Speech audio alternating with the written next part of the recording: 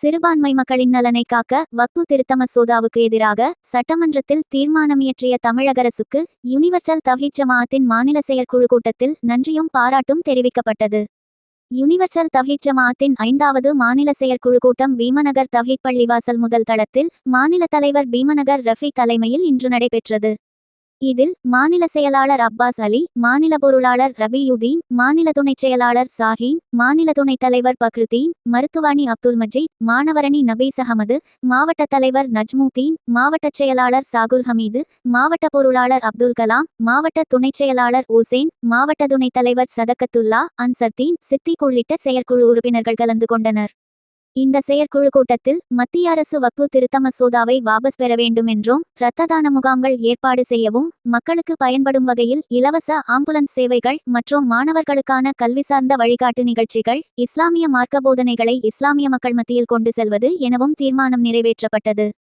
பெரியார் மற்றும் அண்ணாவின் சித்தாந்த வழியில் இரு திராவிட கட்சிகளும் தமிழகத்தில் ஆட்சி நடத்துவதோடு, மற்ற மாநிலங்களில் உள்ள அரசியல் கட்சிகள் ஹிந்து முஸ்லிம் சமூகத்தினரிடம் பிரிவினையை ஏற்படுத்துவது போல தமிழகத்தில் அரசியல் கட்சிகளால் பிரிவினை ஏற்படுவதில்லை, எங்களது சகோதரத்துவம் என்றும் தொடரும். அதே நேரம் சகோதரத்துவம் பேணும் தமிழகத்தை மற்ற மாநிலங்களும் பின்பற்ற வேண்டுமென கேட்டுக்கொண்டனர். அஸ்ஸலாமு அலைக்கும் வரஹ்மத்துல்லாஹி வரகாத்துஹு. அல்லாஹுடைய கிருபை கொண்டு யூடிஜே யுனிவர்சல் தவ்ஹீத் ஜமாஅத்தினுடைய 5வது மாநில செயற்குழு மற்றும் பொதுக்குழு பீமநகர் தவ்ஹீத் பள்ளிவாசலில் அல்லாஹ்வுடைய கிருபை கொண்டு காலையில் 10 மணிக்கு ஆரம்பம் செய்யப்பட்டு சிறப்பான முறையில் நடைபெற்று வருகின்றது. இந்த பொதுக்குழுவை பொறுத்த வரைக்குமே ஆண்டறிக்கை, நிர்வாக தேர்வு, தீர்மானங்கள் என்று சிறப்பு அம்சங்களோடு நடைபெற்றது. தீர்மானத்தை பொறுத்த வரைக்குமே இந்த வக்ஃபு திருத்த சட்ட மசோதாவை, திருத்த சட்டத்தை திரும்ப உடனே பெறணும், அந்த சட்டத்தை ரத்து செய்கின்ற அடிப்படையில் நாம் அந்த தீர்மானத்தில் கண்டனம் தெரிவிப்பதோடு நாம் அதற்கான தீர்மானமாக ஒருமனதாக நிறைவேற்றிருக்கோம். அதே நேரத்தில் இந்த வக்ஃபு திருத்த சட்டத்தை எதிர்த்து தமிழக சட்டப்பேரவையில் தமிழக முதல்வர் மாண்புமிகு திரு முத்துவேல் கருணாநிதி ஸ்டாலின் அவர்கள் தீர்மானத்தை நிறைவேற்றினார்கள். அவங்களுக்கு எங்களுடைய ஜமாத்தின் சார்பாக ஒரு மனமார்ந்த நன்றியை தெரிவித்து தீர்மானம் நிறைவேற்றியிருக்கோம். இன்னும் கூடுதலாக சொல்ல வேண்டும் என்றால், அமித்ஷாவுக்கு சவால் விடுற அளவுக்கு அவங்களுடைய அந்த திறமையான அந்த நடவடிக்கை நிர்வாக அமைப்புக்கு இந்த முஸ்லீம் சமூகம் முழு ஒத்துழைப்பு அளிக்கும் என்பதை இந்த நேரத்தில் தீர்மானமாக நிறைவேற்றி நாங்கள் நன்றி தெரிவிச்சிருக்கோம். இந்த ஜமாத்தினை பொறுத்த வரைக்குமே பல சமூக திட்டங்களை எதிர்கால திட்டங்களாக இன்னும் பல ஆம்புலன்ஸ் சேவைகள், இரத்த தான முகாம்கள் இதெல்லாம் நடத்தணும். அதே நேரத்தில் கல்வி சார்ந்த நிகழ்ச்சிகள், எங்கு படிக்கலாம், என்ன படிக்கலாம் என்ற மாணவர்களுக்கான வழிகாட்டுதலாக தமிழ்நாடு எப்போவுமே கல்வி தரத்தில் முன்மாதிரியாக இருக்குது என்ற 2 திராவிட கட்சிகளுடைய காரணம்தான். அதில் 2 திராவிட கட்சிகளுக்குமே பங்கு இருக்குது, அதிமுகவாக இருக்கட்டும் திமுகவாக இருக்கட்டும். இந்த திராவிட கட்சிகளால் தான் கல்வித்தரம் உயர்ந்தது. அந்த அடிப்படையில் இந்த கல்வி சார்ந்த இந்த மாணவர்களை சரியான முறையில் வழிநடத்தின அடிப்படையில் அதற்காக பல நிகழ்ச்சிகளை நடத்துவதற்கு நாங்கள் ஏற்பாடு செஞ்சுருக்கோம். அது மட்டும் அல்லாமல் இஸ்லாமிய கல்விகளையும் நாம் மார்க்க அந்த போதனைகளையும் சரிவர மக்கள்கிட்ட கொண்டு போய் சேர்க்கணும், ஒழுக்கமான அந்த முறையில் சொல்லித்தருன்ற அடிப்படையில் அதற்கான கல்வி வழிகாட்டுதலை நாங்கள் இந்த தீர்மானம் நிறைவேற்றியிருக்கோம். இன்ஷா அல்லாஹ் இந்த ஜமாத்தை சரியான முறையில் வழிநடத்தி போவதற்காக இந்த பொதுக்குழு வாயிலாக ஒரு சிறப்பான முறையில் நாங்கள் எல்லாம் ஒத்துழைப்போடு இன்ஷா அல்லாஹ் இந்த ஜமாத்தை நடத்துவதற்கு தீர்மானமாக நிறைவேற்றி இன்றைய தினம் சிறப்பான முறையில் இந்த செயற்குழு பொதுக்குழு நடைபெற்று வருகின்றது. மற்ற மாநிலங்களை பொறுத்த வரைக்கும் பார்த்திங்க அப்படின்னா, ஒன்றிய பாசிச பாஜக அரசினுடைய ஆளுமைகள் காரணம்தான்.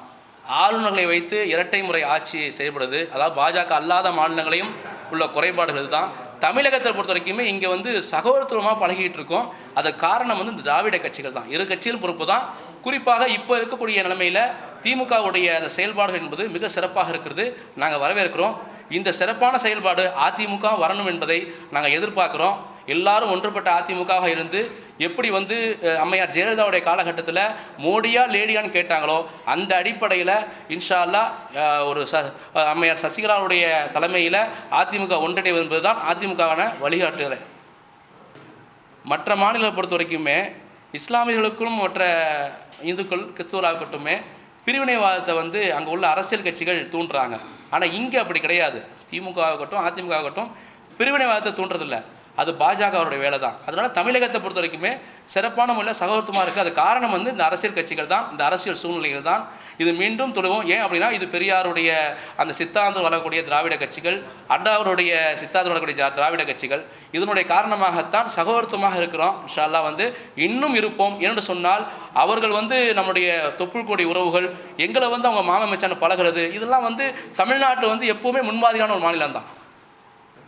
மத்திய பாஜக அரசை பொறுத்த வரைக்குமே நம்மளுடைய பிரதமர் எப்பவுமே ஊர் சுற்றும் வாலிபன் மாதிரி உலகம் சுற்றும் வாலிபராகத்தான் செய்யக்கூடிய ஒரு பிரதமராக இருக்கிறார்.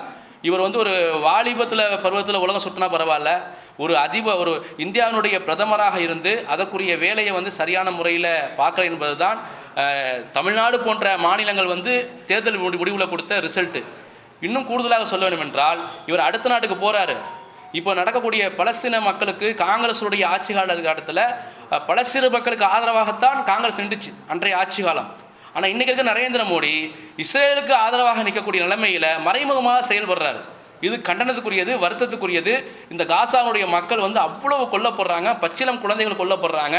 இதை கண்டு இது கூட ஒரு ஜனநாயக நாடு, மிகப்பெரிய ஒரு நாடு இந்தியா, வளர்ந்து வரக்கூடிய நாடு, இந்த நாட்டினுடைய பிரதமராக இருக்கக்கூடியவர் இதை சம்பந்தமாக ஒரு முடிவு எடுக்கலை அப்படின்னா இது வந்து நம்முடைய ஜனநாயக படுகொலை தான் சொல்லணும். ஒரு அநியாயத்தை தட்டி கேட்காத ஒரு நாட்டில் ஒரு கரும்புள்ளியாக இந்தியா விடுமோ என்பதை ஒரு அச்சத்தோடு நாங்கள் தெரிவிக்கிறோம். இது பல கட்டத்தில் வந்து பல இஸ்லாமிய அமைப்புகள், பல சமூக நல அமைப்புகள்லாம் வந்து போராட்டம் நடத்தி காசாவுடைய பலஸ்தீனத்துடைய மக்களுடைய வேதனையெல்லாம் இந்த ஒன்றிய அரசு சொல்லியுமே ஒன்றிய அரசு எப்போதும் போல வந்து காது கேட்பாதை போலவே இருக்கக்கூடிய நிலைமையில் இருக்குது. இது கண்டனத்துக்குரியது. பாசிச பாஜக அரசை இன்ஷா அல்லாஹ் இந்த மக்கள் ஒரு நாள் வீட்டுக்கு அனுப்புவார்கள்.